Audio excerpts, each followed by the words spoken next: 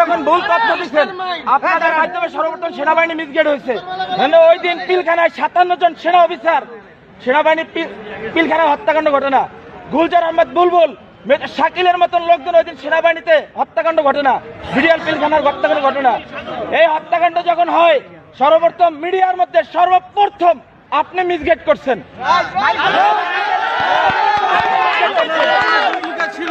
এই দেশে 52,000 রহস্য সদস্য, এর ভিতরে আপনি একজন।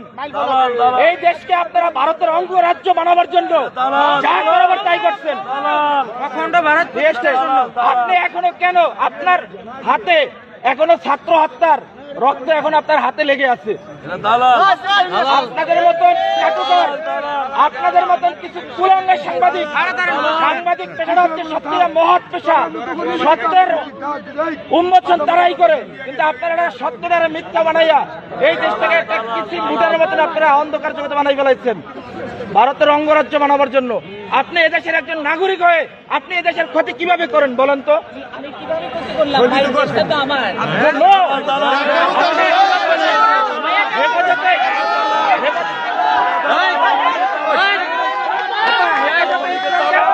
ধ্বংস করে দিচ্ছেন বলেন?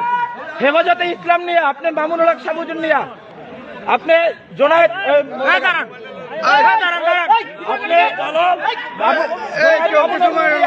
আপনি কি মন্তব্য করছেন বলেন?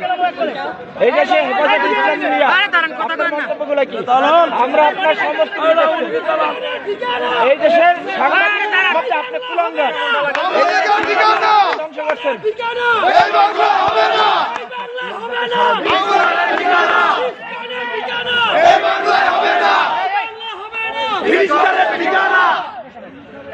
সন্ত্রাস